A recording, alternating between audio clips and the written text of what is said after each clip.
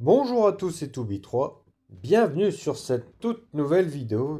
Vidéo LDC pour changer. Sur cette LDC, ça s'est extrêmement bien passé parce qu'on a réussi à faire 7 victoires sur 7. Superbe LDC de la part du clan. Ça met bien au niveau des médailles. Et puis aussi, on va pouvoir avoir des bonus, plus de bonus, quelque chose comme 11 bonus ou quelque chose comme ça. Bon, bref. Je vais vous montrer les attaques des TH inférieurs sur des TH supérieurs qui ont abouti à des 3 étoiles. Ça pourra en inspirer plus d'un. Et on est parti avec la première attaque de Zetsu sur un TH17. Alors Zetsu, je crois qu'il est TH15 parce qu'il est 22e. Comme on est 30, il doit être quelque chose comme TH15. Ouais, il est TH15 puisqu'il y a le Phoenix level 2. Et donc du coup, ok.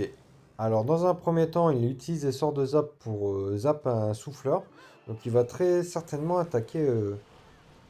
Ok, il utilise aussi la capacité de l'arène pour enlever le deuxième souffleur. Je pense qu'il y avait un angle pour enlever les deux, les deux souffleurs avec la flèche de l'arène, mais c'est pas forcément évident.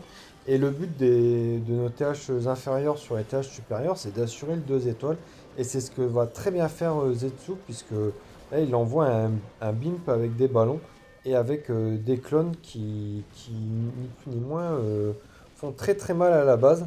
C'est vraiment, je trouve, une très bonne une très bonne strat, les sorts de clonage sur un TH17 parce que bah, l'HDV n'explose pas et donc du coup bah, les ballons ils ont une espérance de vie bien plus élevée. On peut voir qu'à gauche, en bas à gauche, la reine et le roi sont morts mais ils ont fait un travail colossal et là il reste plus beaucoup de troupes et pourtant ça va aller jusqu'au bout. Parce qu'il y a très peu de bâtiments qui attaquent l'aérien donc on a un Phoenix. Phoenix uniquement level 2, il y a encore beaucoup de travail au niveau de l'animalerie. Et puis bah là, les dragons, ils avancent très bien. Il y a juste une anti-aérienne qui va poser un petit peu problème. Et on n'oublie pas que c'est un TH15 qui attaque ni plus ni moins que le premier TH17 en face. C'est quand même un énorme exploit de pouvoir perf.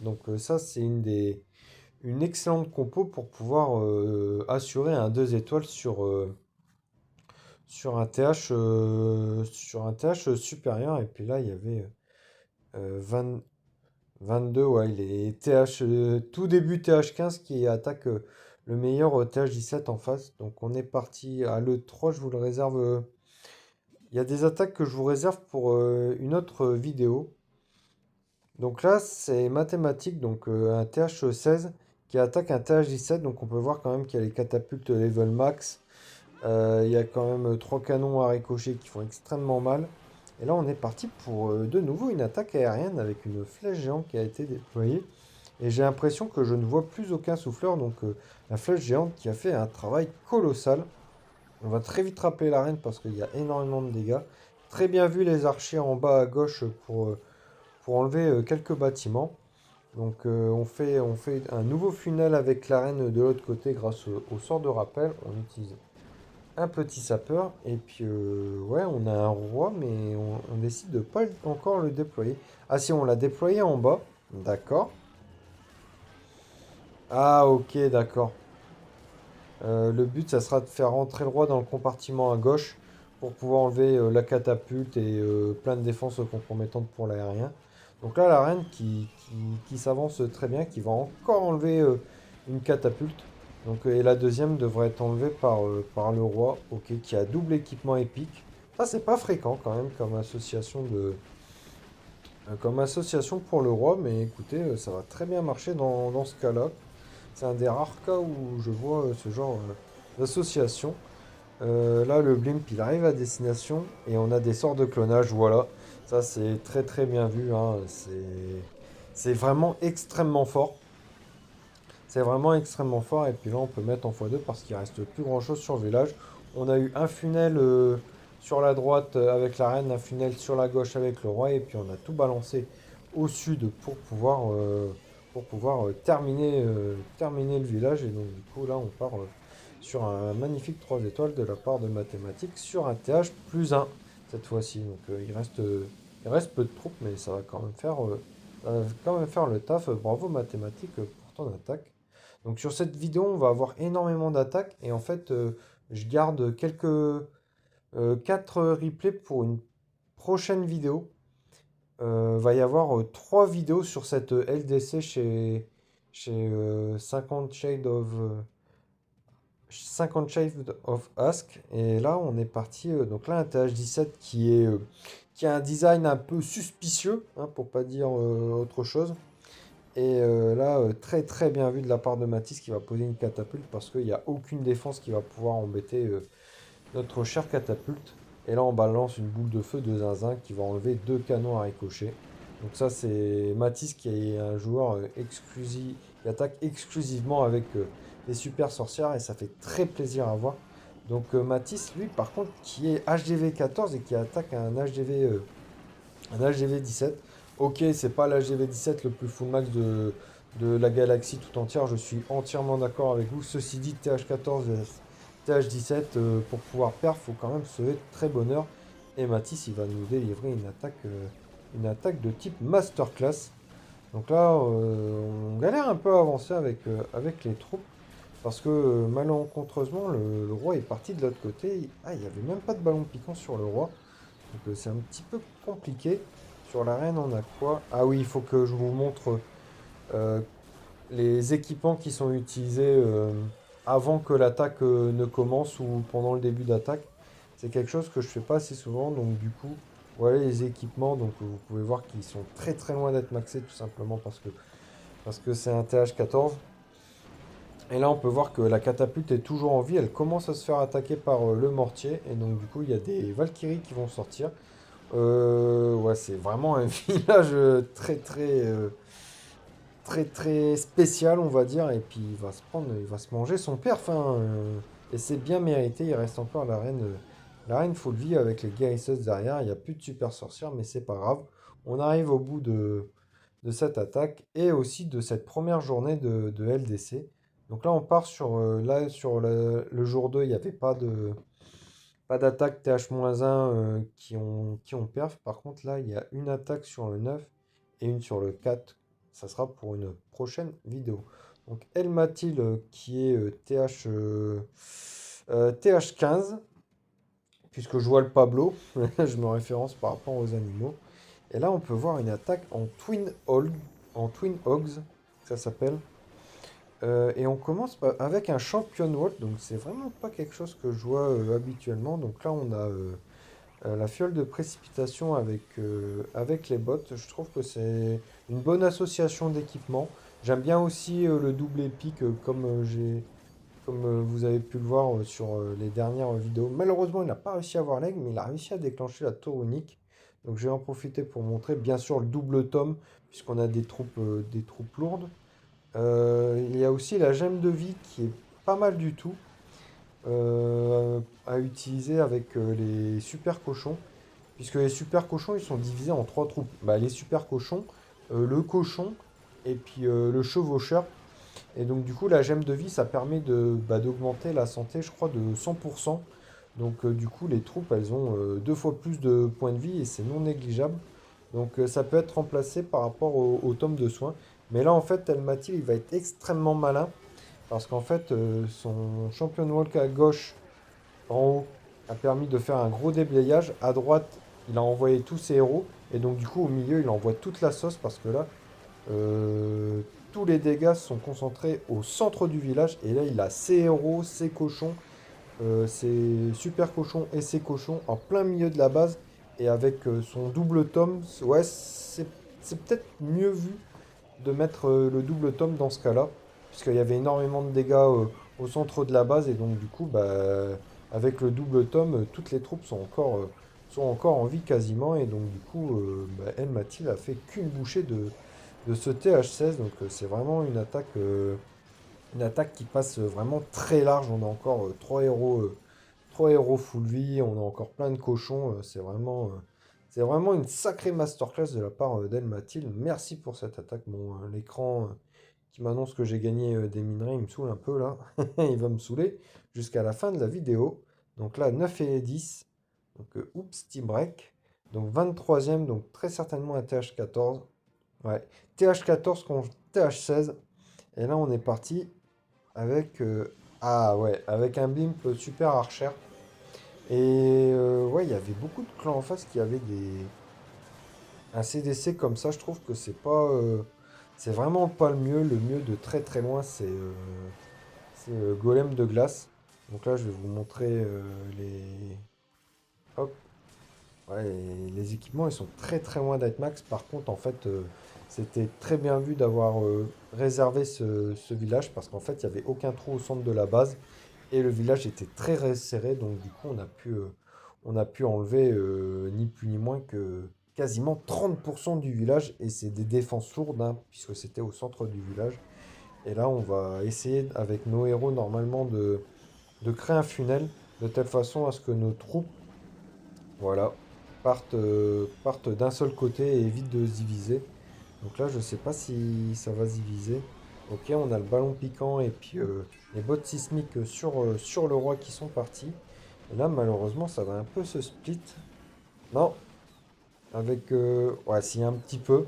Donc ça, c'est un petit peu dommage. Ça pourrait beaucoup plus facilement passer si avec les héros, on peut créer un funnel. Et donc, du coup, Tivrak va balancer la reine. Non, la championne en haut à gauche.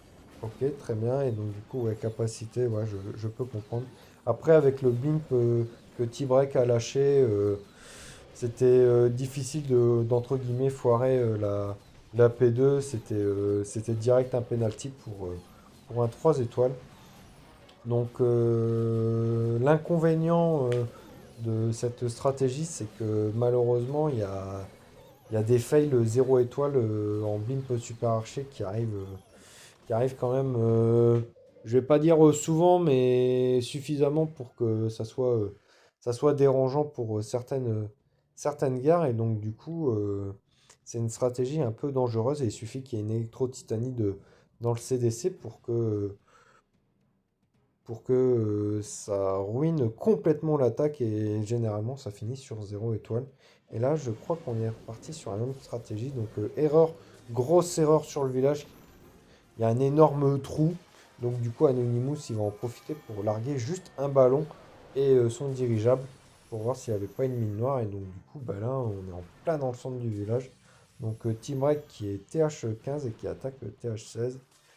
Et donc, du coup, voilà les équipements pour les héros. Alors, je déconseille. Là, je vois la gemme de vie avec les dragons. C'est bien. Alors, il y a deux écoles. Normalement, il y a ceux qui utilisent la gemme de rage. Si on utilise le héros, le mignon, le prince mignon en aérien, parce que c'est un héros qui fait énormément de dommages. Alors, si en plus il est boosté par la gemme de rage, je vous explique pas un peu le carnage que ça peut faire.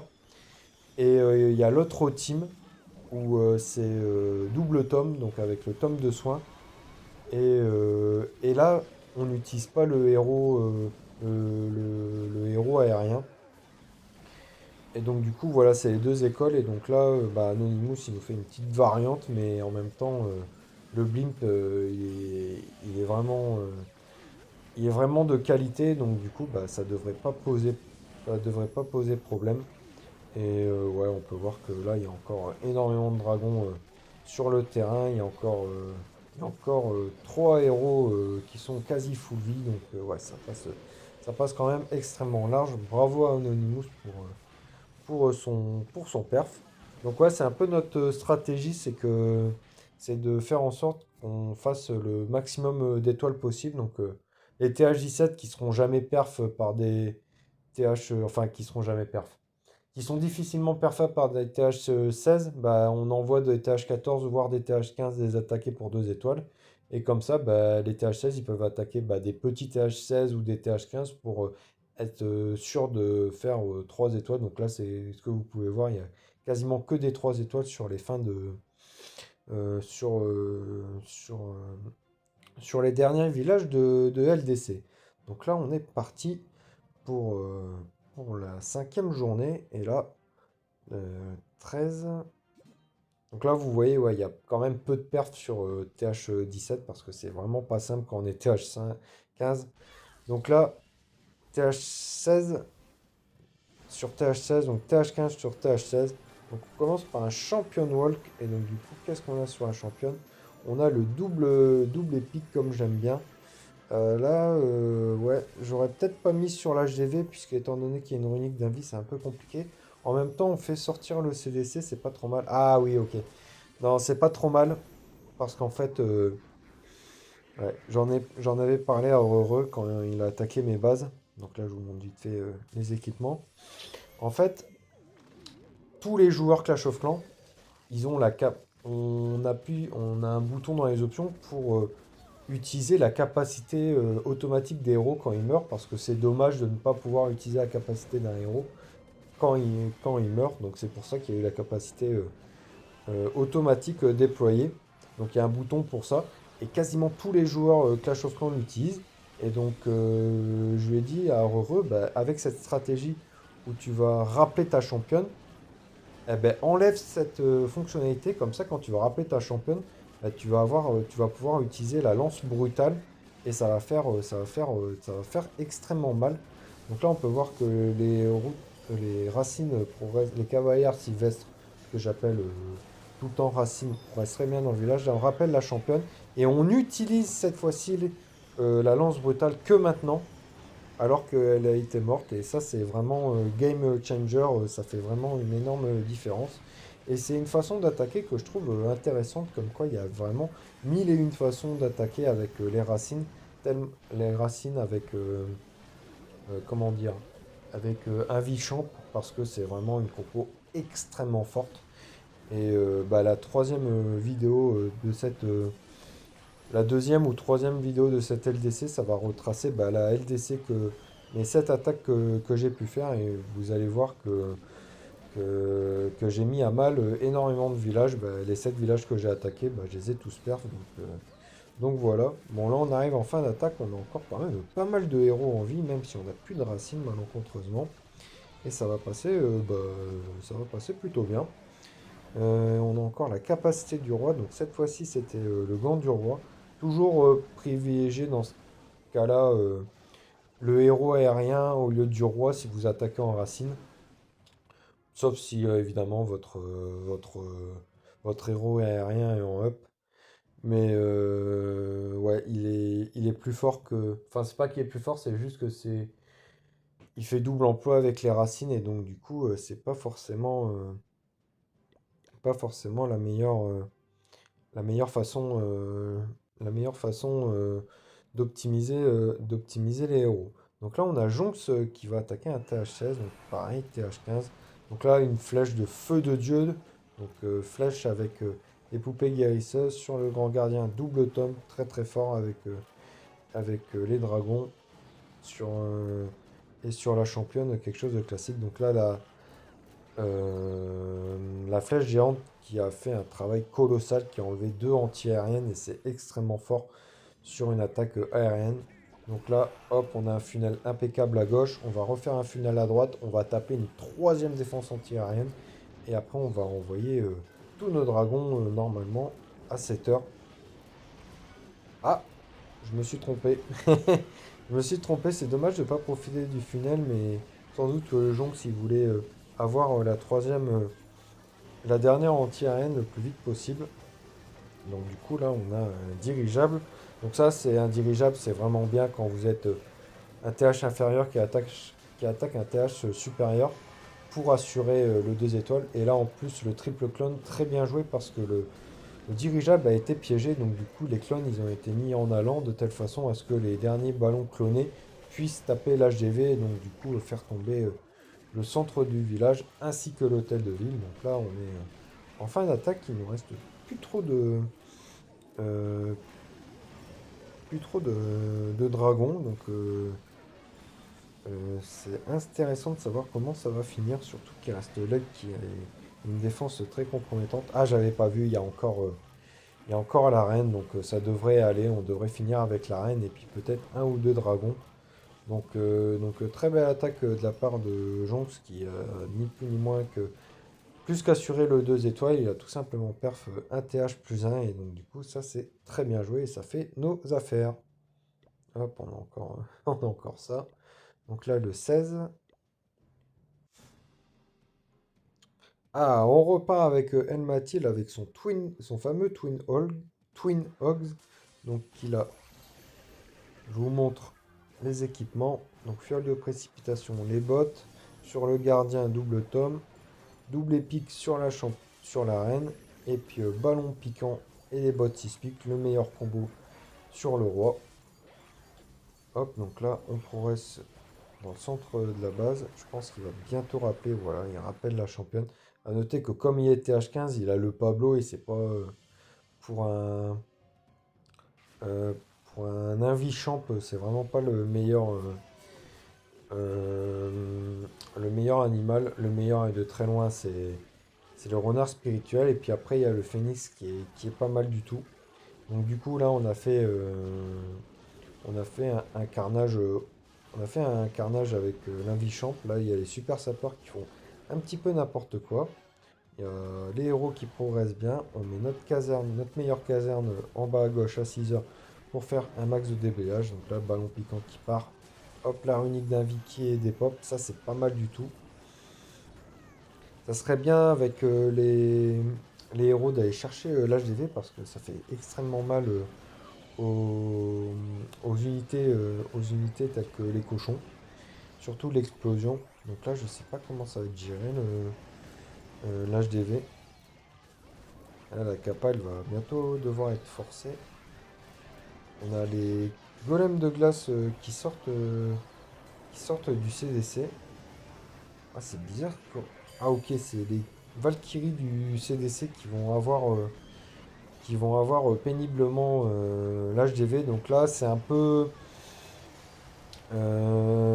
Ok, ça va passer sur 3 étoiles parce que je vous montre que les attaques qui ont fait 3 étoiles, mais c'était un peu risqué quand même de la part de Helmatil qui aurait pu très bien finir sur un 1 étoile si les Valkyries n'avaient pas été sur, sur HDV. Ceci dit, il reste quand même pas mal de troupes, donc je pense que ça aurait quand même 3 étoiles si jamais les Valkyries avaient skip l'HDV. Donc hop, c'est tout pour la journée numéro 5. On part sur la journée numéro 6. Donc là, on a encore 5 replays. Donc là, par contre, on a fait un carnage. On a fait 88 sur 90. Et on a perdu des TH 17. Donc ça fait très très plaisir. Une attaque de Claude. Donc Claude TH 15 sur TH 17. Et là, on peut voir la stratégie que je vous ai dit qui est extrêmement forte. C'est bien évidemment le triple clone sur l'HDV. Donc là, on est parti avec une flèche de qualité allemande qui a enlevé les deux anti-aériennes. Donc ça, c'est pas mal du tout. On va pas tarder à la rappeler. Non, ça va, on peut encore attendre. Il y a le roi qui allait venir et puis comme la reine tapait une caserne, bah, ça servait à rien de la laisser. Donc là, la reine qui va aller taper une troisième anti-aérienne. Ça fait du bien. On va avoir le blimp qui va bientôt être déployé, ainsi que la capacité très bientôt quand le blimp est à la limite. Voilà. Et avec le double tome. Donc ça c'est bien. Qu'est-ce qu'on a comme équipement? Ah, on a le triple clonage qui a été posé. Donc ça c'est superbe. Le double tome. Hop. Bien évidemment un classique en aérien. Et on a le héros terrestre qui a des capacités très basses. Donc enfin des capacités. Il y a Claude, il manque un petit peu de minerai, on va dire. Et donc du coup, ouais, ça va quand même le faire malgré les faibles niveaux d'équipement. Donc c'est quand même une assez grosse masterclass de la part de Claude.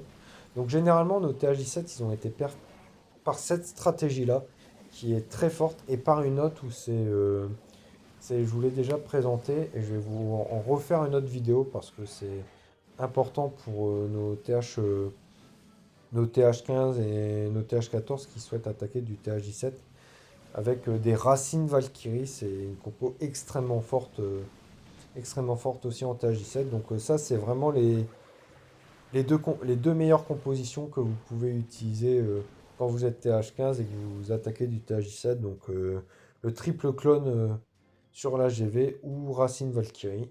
Donc n'hésitez pas les TH15 si vous passez par là à employer ce genre de stratégie. Donc là, mince, je me suis un petit peu perdu. Hop, donc on est reparti avec Zetsu, une base un peu toxique avec double invi.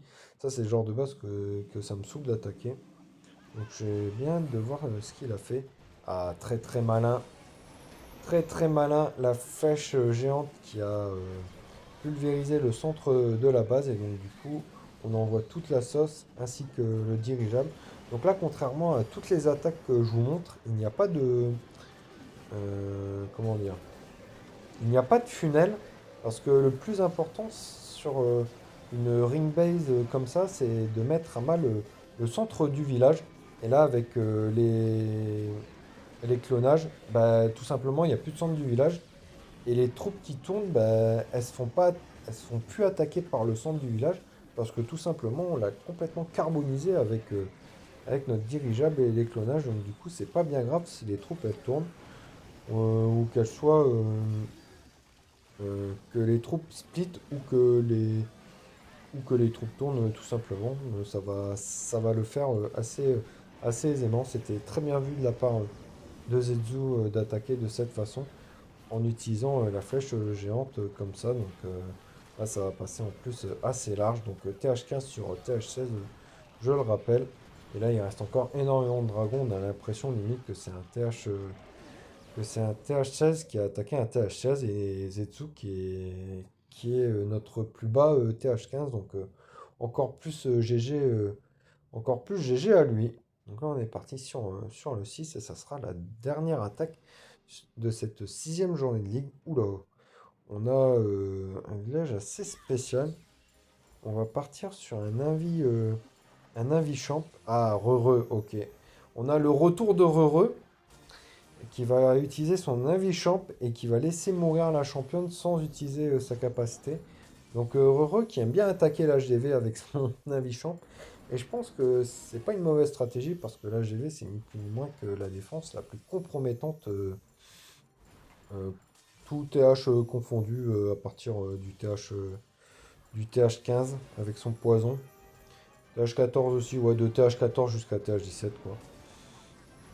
Et donc du coup là on progresse plutôt bien dans la base, même si le poison il ralentit pas mal la championne, qui va pas tarder à mourir, qui fait sortir le CDC, ça c'est très important, comme ça on va pouvoir le gérer à l'extérieur du village, hein. On a le phénix.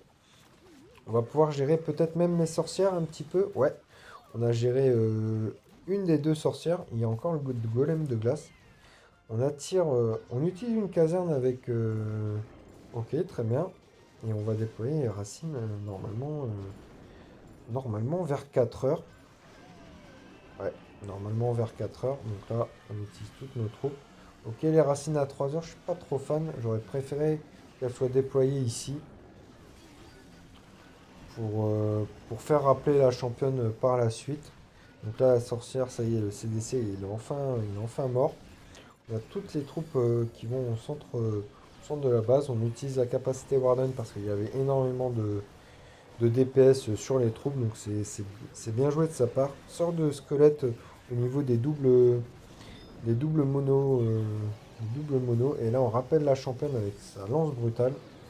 Donc vraiment une stratégie très intéressante avec le sort de rappel qui est un sort qu'on voit pas si souvent que ça. Donc ça fait très plaisir dans cette vidéo de pouvoir voir des attaques avec ce sort. Surtout que c'est un perf TH15 sur TH16, donc c'est encore plus cocasse. Et là, il reste plus beaucoup de défense. On a encore tous nos héros en vie, sauf la championne qui vient de mourir là à l'instant, et le roi aussi.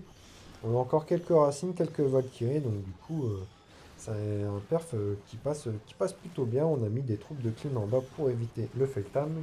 Mais généralement, avec les attaques en racines, on a très rarement ce genre de problème. Donc c'est une attaque qui passe très très bien de la part de Rere. Merci pour cette belle attaque. Et là, on passe sur la toute dernière journée. La toute dernière journée. Et on a deux replays sur le 2. Hop, donc Zetsu, donc, qui a fait quand même une LDC très très impressionnante. Donc TH15, nouveau TH15 sur un des TH17 les plus balèzes tout simplement. Donc là on peut voir qu'il y a une double. double runique au niveau de l'HDV. Donc on risque d'utiliser la flèche géante avec les guérisseuses. Ok, ça. Les deux, les deux runiques d'invie ont été des pop. Alors sur un champion, on a ce genre de combo. Sur le double grimoire sur le Warden, c'est normal. La flèche et les poupées normales. Et sur le roi, ballon piquant avec fiole d'orage. Tiens, tiens, tiens. Très intéressant. C'est un combo que j'ai encore jamais vu, je crois.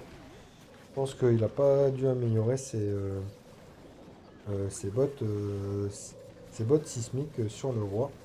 Donc là, on peut voir que les troupes, elles sont un petit peu divisées. On avait un clonage sur la GV parce que c'est ni plus ni moins qu'une des façons les plus fortes possibles d'attaquer sur un TH17. Et donc là, on peut voir que ça va passer plutôt bien. En fait, les doubles runiques d'invisibilité sur l'HDV, c'est vraiment une énorme erreur de conception de village, puisqu'avec une flèche, allez hop, les deux runiques d'invie, elles servent plus à rien. Mettre qu'une seule runique d'invie, c'est mieux. Et à côté, vous pouvez mettre poison ou rage comme vous le souhaitez. Et là, on passe quand même extrêmement large alors qu'on est sur 2 TH de différence. Donc encore un gros bravo Zetsu pour ce perf qui aura fait vraiment une sacrée LDC. Donc je sais pas combien d'étoiles il a fait en tout. Zetsu. Zetsu, 17 sur 21, donc il a fait 3 perfs sur TH 17-16 en étant TH15, nouveau TH15, donc vraiment gros bravo à lui, quasiment la moitié des attaques se sont soldées par un perf sur des bases qui étaient vraiment pas simples. Ah mince, pourquoi j'ai pas mis... Ok, donc là on est parti sur Anonymous, donc encore une fois, il y a un trou. Je crois que c'est Anonymous qui a aussi profité d'un autre trou. Donc je vous montre pendant qu'il y a le blimp super archer, les capacités des héros. Donc on a une flèche seulement level 12. Et ok pour le gant du roi ainsi que la fiole de rage. Un combo un peu plus usuel que le ballon piquant et la fiole de rage. Ok, donc on peut voir qu'on a mis à mal quand même une bonne partie de la base, mais il reste encore quand même pas mal de défense. On peut voir aussi que les anti-aériennes, elles sont pas maxées, donc ça fait quand même les affaires d'Anonymous. Donc là, ok. J'aurais préféré qu'ils mettent ces héros sur la droite de telle façon à ce qu'ils aillent d'un côté et qu'après on met les dragons de l'autre côté pour avoir les dragons uniquement dans un seul bloc. Là, je sais pas comment il... Ok, il va déployer ses dragons par le nord du coup. Ok, un peu spécial sa façon d'attaquer, mais je crois que je l'avais déjà mentionné plus tôt dans la vidéo. C'est mieux comment dire, les héros accompagnent les dragons pour qu'ils évitent d'aller à l'extérieur, là, taper ce genre de bâtiment-là, ça sert à rien. Autant qu'ils aillent au centre de la base, aller tout terrasser. Là, il y a quelques dragons qui ont tourné et c'est pas plus mal, ça va pouvoir enlever les free bâtiments sur la droite du village. On a la capacité du grand gardien qui a été déployé, la flèche géante qui est partie taper de l'air. C'est peut-être pas le meilleur équipement. Je pense que mieux vaut, si Anonymous tu passes par là, n'hésite pas à utiliser à la place de la flèche géante comme elle est level 12, la fiole d'invisibilité de l'arène. Je pense que ça pourrait être encore plus fort que la flèche géante. Et donc là, ça passe quand même extrêmement large. Bravo à Anonymous pour ce perf qui aura fait une belle LDC. Donc je vois qu'il y a encore d'autres attaques. Je regarde un peu. Donc du coup, on a 2 vidéos bonus, 2 attaques bonus. Parce que tout simplement, quand j'ai noté les perfs qui étaient mis, bah, on était au milieu de la journée numéro 7. Et donc du coup, j'ai pas vu les dernières attaques. Et donc, du coup, là, on est parti avec Matisse, qui est TH14 et qui attaque un TH17 qui est quand même sacrément balèze avec sa composition en super sorcière. Ok. Ok, 3 invis, hop, on met la boule de feu en plein milieu du village. Et on a enlevé une bonne partie du village, dont le château de clan. Et ça fait toujours très plaisir. Donc c'est un très bon start de game de la part de Matisse. Donc bien sûr, sur le grand gardien, on a la boule de feu avec la gemme de rage. On a ses équipements sur la championne. Hop, la reine du grand classique, surtout avec les super sorcières. Et on a le gant du roi avec ni plus ni moins que les bottes sismiques. Très intéressant. Donc là, ça progresse plutôt bien. On a mis la caserne à droite pour essayer de funnel. Je ne sais pas si les troupes vont aller au milieu. On a la championne qui a été déployée un petit peu plus au nord. Ok, les bottes sismiques vont pouvoir ouvrir tout le village. Donc ça, c'est une bonne nouvelle. Donc à noter que l'avantage aussi de la gemme de rage, c'est de pouvoir enrager les guérisseuses euh, pour qu'elles guérissent à hauteur de 50% de plus que, euh, que le pouvoir de guérison normal. Et là, on peut voir que le centre de village, quand même, Matisse, il a fait extrêmement mal au centre du village. Et je crois que c'est une des très rares attaques TH14 sur TH17 qui finit sur un 3 étoiles. Bon, il n'était pas full maxé, heureusement, sinon je pense que le 3 étoiles est impossible dans ce cas-là, mais ça fait toujours extrêmement plaisir de voir une telle performance de la part d'un joueur. Et donc du coup, Mathis qui aura quand même passé quelques fois dans cette vidéo, donc bravo à lui. Et donc, du coup, à la fin, c'est plus du clean qu'autre chose. Je sais pas si c'est passé large au niveau du temps, mais il reste quand même deux sorcières, hein. Ça fait quand même 80 places d'équipement sur le village. Il avait quand même pris un sort de poison au cas où pour poser peut-être sur les héros ou éventuellement sur le CD6 si ça se passait mal. Donc là, on est reparti avec Claude, avec normalement son triple clone, ou une base un petit peu cancer, avec l'HDV au centre, et quasi rien autour, si ce n'est une runique d'invite qui va être dépop immédiatement. Et on a enlevé deux anti-aériennes. Alors là, on a la plus belle flèche de cette vidéo, parce qu'elle enlève deux anti-aériens, ainsi que l'invisibilité au milieu. Donc ça c'est quand même impeccable. La reine qui devrait être appelée assez prochainement puisqu'elle va subir énormément de dégâts. Ouais, voilà. Elle va être redéployée à gauche ou à droite. Ok, donc à 3 heures. On va enlever notre anti-aérienne. Et là, on va pas tarder à envoyer la sauce au milieu pour éviter que la runique d'Invie revienne rendre invisible l'HDV. Donc là, on envoie toute la sauce. Ah, j'ai oublié de montrer. Donc là, sur le gardien, il y a double tome. Donc, comme il a le héros aérien, mieux vaut mettre la gemme de rage. Et voilà. Donc, ok, la runique d'invite qui a. Ça jouait à quelques secondes. La runique d'invite qui est revenue, mais qui n'a pas empêché les ballons de finir l'HDV. Donc là, les dragons, c'est impeccable. Ils sont tous au même endroit et donc du coup, ils vont très bien progresser au centre de la base, à la capacité du nouveau héros qui a été déployé peut-être un petit peu vite, mais ça va encore. On a encore 3 héros full vie, on a encore pas mal de dragons, donc cette attaque se passe quand même plutôt bien. Et on a encore la championne là-haut, j'avais pas prêté attention à ce détail. Donc qui va malheureusement mourir avec son duel face à l'autre championne. Et donc là, on a encore pas mal de troupes en vie. On peut mettre en x2. Donc, oula, non, il nous reste plus que la reine en fait. Et ça va passer, hein, comme quoi Claude qui aura fait une très belle attaque. Et il faut dire aussi qu'il y avait quand même pas mal de défense d'un niveau balèze. Et c'est jamais évident quand on est TH inférieur, d'attaquer un TH supérieur. Et là, il y a juste la multi à finir. Et puis c'est tout pour cette attaque. Je pense que la vidéo était un petit peu longue, mais c'est vrai que j'avais pas encore fait de vidéo où je mettais en lumière des attaques TH15, TH14, même sur nos GDC. Donc c'est l'occasion de se rattraper pour tout ça. Donc j'espère que vous avez appris des choses. Si jamais vous êtes THE 16, 15, 14 et que vous êtes passé par là, bah, n'hésitez pas à mettre un petit commentaire, à partager la vidéo, à mettre un petit like. Et quant à moi, je vous retrouve très bientôt pour une prochaine vidéo. D'ici là, portez-vous bien. Allez, salut!